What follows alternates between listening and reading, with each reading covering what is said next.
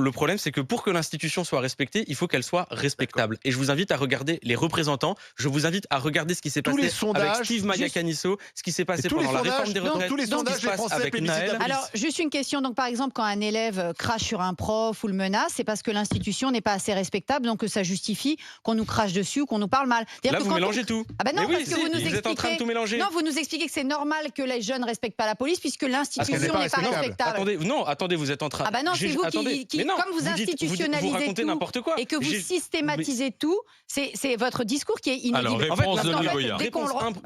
Premièrement, j'ai jamais demandé à ce qu'on crache sur les professeurs ou sur la police. Donc je vois pas d'où est-ce que vous sortez votre parallèle et votre exemple. Ensuite, deuxièmement, je ne justifie rien. Vous dites qu'elle n'est pas respectable, donc elle n'est pas respectée. Je ne justifie rien. Je suis simplement en train d'expliquer, et vous ne pouvez pas le nier. Il y a un problème de confiance et de rapport entre la police et une partie de la population. Non, c'est simplement ceux qui ont un problème avec la police. Et c'est là où je vous prends tout ça part. Attendez, si je peux terminer sur quelque chose. Sincèrement, je vous demande pas votre avis. Je demande votre avis aux jeunes des quartiers. Non, parce que les jeunes des quartiers, les jeunes des quartiers vivent en France. D'accord, ils vivent pas sur une autre planète. Parce que quand on fait des études, etc., ils disent le contraire de ce que vous dites. C'est excellent, monsieur. Vous défendez des gens qu'on prenait avec la police. Monsieur Truchot, c'est incroyable. Parce que vous avez des études, vous avez des rapports dans votre bureau. Mais quand est-ce que vous venez dans un quartier parler avec des jeunes? Vous discutez peut-être avec les délinquants, mais nous, on discute aussi avec les jeunes des quartiers qui en ont marre d'être stigmatisés par des gens comme vous. Madame, je vous laisserai pas dire ça. Eh bien si, parce que vous passez votre temps à les présenter comme étant les représentants de la racaille. Vous défendez la racaille. Les jeunes des quartiers, ils essaient de se débrouiller, de se sortir de ce milieu. Madame, je vous laisserai pas dire ça. Me laissez pas dire, mais je suis comme vous, j'ai le droit de dire ce que je veux. Vous n'avez pas à parler de délinquants ou de racailles. C'est vous qui parlez des Français comme les autres. Oui, c'est ça. C'est quand ça vous arrange. Ces jeunes qui se font contrôler ne sont pas des délinquants. Et j'aimerais qu'on arrête de parler des quartiers populaires comme de racailles ou comme de délinquants. Vous êtes incapable de parler de ce qu'il y a beau dans les quartiers. Vous parlez à la place des jeunes de quartier. Je ne vous laisserai pas les racailles ou délinquants. Attendez, s'il vous plaît.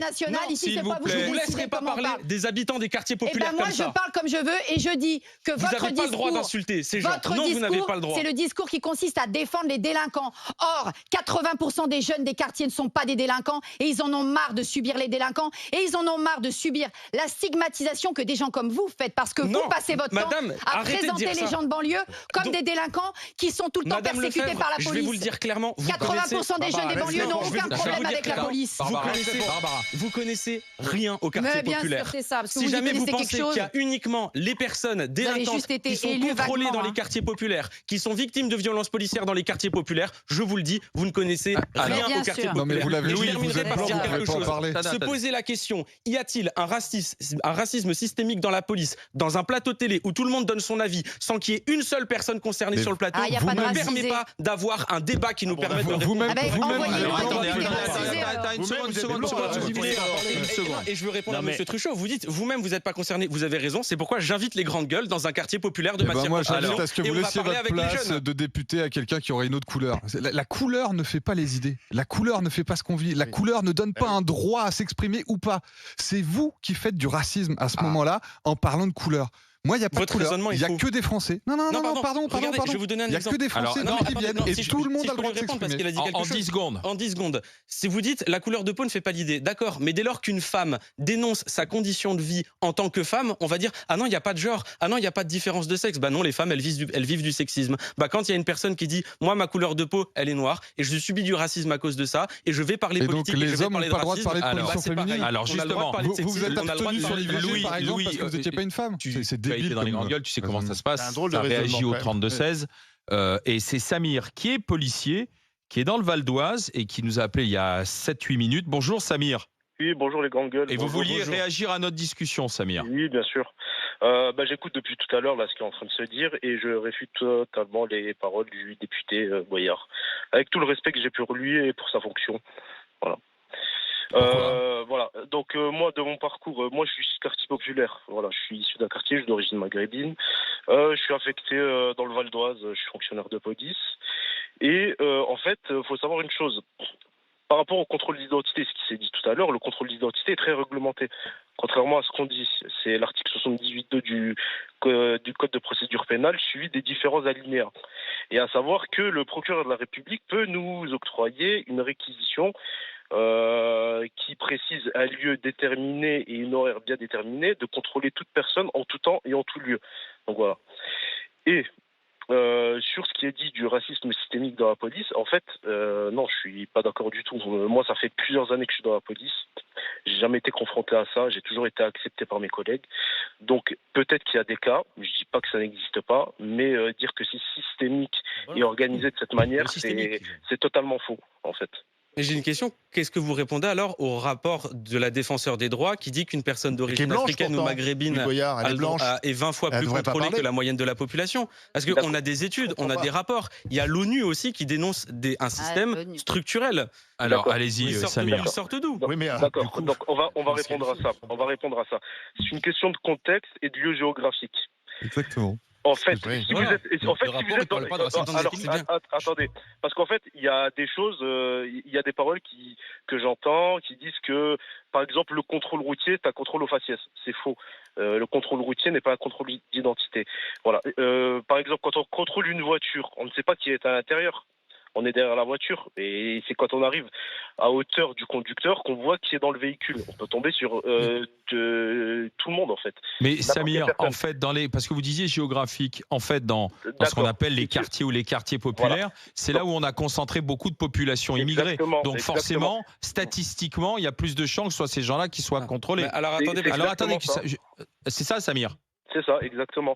En fait, c'est sûr que si on va dans un quartier ou dans une rue ou dans un secteur géographique où vous avez plusieurs types de personnes qui sont des personnes qui sont de type caucasienne, vous aurez statistiquement plus de chances de contrôler ce type de personnes. Plus de blancs dans le 16e que dans des quartiers où la population... C'est pas forcément dans le 16e, mais je ne sais pas. Après, moi, je n'ai pas les données exactes du type de personnes et des autres types de personnes. Mais c'est sûr que dans un quartier, je ne sais pas, on va dire que dans un quartier à Picasso ou autre, sans stigmatiser ce quartier, voilà, il y a des gens très bien dans tous les quartiers. Je ne dis pas que... Alors, en fait, il faut savoir une chose, c'est que c'est toujours une petite minorité qui est visible et qui entache tout le quartier. Voilà. Et moi, je l'ai vécu étant plus jeune et étant petit. À savoir que, voilà, si vous allez dans un quartier quelconque, voilà, où on a concentré beaucoup de personnes d'origine maghrébine et d'origine africaine subsaharienne, voilà, on aura statistiquement plus de chances de tomber sur ce type de personnes, sans pour autant les stigmatiser. C'est comme quand on traverse aux policiers. Je veux répondre parce que c'est intéressant. Samir, Déjà, premièrement, je veux rétorquer l'expérience de Younous Omarji, qui lui explique qu'à la gare du Nord, il est souvent contrôlé en sortant à la suite. Ensuite, deuxièmement, il y a quelque chose qui est intéressant. Il dit c'est dans les quartiers populaires qu'on contrôle le plus. Et ça c'est justement, ça met le doigt sur pourquoi est-ce qu'il y a un sentiment de discrimination dans les quartiers populaires, qui n'est pas uniquement de la question de la police, aussi de la question de la qualité de l'école. Il y a beaucoup de délinquants qu'on contrôle le plus. Ce serait logique. Non mais pardon, la délinquance qui coûte la plus chère, c'est celle en col blanc. Ça, elle n'est pas souvent contrôlée. Oui, mais ça, c'est autre chose. Quand je parle de discrimination, tu fais du populisme là. Alors. Dès que ce que je veux dire, c'est qu'il y a des jeunes qui ont un sentiment de discrimination dans les quartiers populaires, et là, c'est une forme de cette expression. Et je vais vous donner le retour d'un jeune de 13 ans que j'ai croisé, avec qui on a discuté dans le RER, où il m'explique que lui, il a été contrôlé 6 fois en une journée par la même équipe. Et donc, du coup, ce jeune, il m'explique, mais je comprends pas. Moi, je suis dans mon quartier, je suis chez moi, ils me connaissent. Parce que souvent, les policiers contrôlent aussi des personnes qui connaissent. C'est ça le problème. Bien sûr, vous trouvez, moi, je suis en scooter dans Paris, je traverse Paris, j'ai été contrôlé, je suis régulièrement contrôlé. Je me dis pas, ils me contrôlent parce que je suis blanc. Ils me contrôlent parce qu'il y a beaucoup de contrôles de scooters et de voitures dans Paris. Et quand je prends toujours le même trajet, je tombe souvent sous les mêmes. J'en fais pas un système. C'est ça le problème, c'est que vous en faites un système et vous jetez l'opprobre sur des fonctionnaires de police qui sont là pour simplement faire leur boulot dans des conditions très difficiles dans ces quartiers populaires que vous connaissez, et au lieu d'être à leur côté pour qu'ils s'améliorent, vous les montez du doigt en disant oui, mais vous comprenez, vous êtes protégés par les méchants Darmanin pour finalement faire des contrôles racistes et des contrôles systématiques. C'est là où ça ne va pas. C'est que je parle des quartiers populaires et vous me parlez de votre propre expérience. Mais vous n'êtes pas souvent contrôlé dès lors que vous passez la porte et que vous rentrez dans la rue. Il y a des jeunes qui sont contrôlés alors qu'ils sont tranquillement posés dans leur quartier. Et ensuite, deuxièmement, et je veux que les personnes m'entendent bien. Je suis pas en train. Je ne suis pas ici pour dire tel fonctionnaire ou tel fonctionnaire. Justement, je suis en train de parler. Laissez-moi. Justement, quand je dis systémique, qui est-ce que je dénonce ? Je dénonce les politiques. Je dénonce les politiques. Je dénonce donc la Gérald haute hiérarchie Darmanin donne policière. des ordres pour qu'on contrôle des Noirs et les Arabes. En gros, Non, Gérald Darmanin ne donne pas d'ordre pour qu'on arrête de contrôler systématiquement les personnes noires et arabes. Donc c'est bien les policiers qui vous dites donc que c'est bien les policiers qui contrôlent systématiquement les Noirs et les Arabes. Et ensuite, donc vous mettez en cause les fonctionnaires de police. Vous avez des consignes qui disent allez contrôler massivement dans les quartiers populaires. Les Noirs et les Arabes. Les Noirs et les Arabes. Il y a des C'est géographique, c'est ce que disait Samir. Mais monsieur Boyard, pourquoi il faut aller Non mais parce que c'est grave. Pourquoi faut-il aller contrôler dans les quartiers populaires? Parce qu'il y a du trafic de drogue. Attendez, on n'entend plus là. J'ai pris le témoignage du policier qui vient de parler. Qui précisément au sein de la hiérarchie donne des consignes d'aller contrôler des Noirs et des Arabes?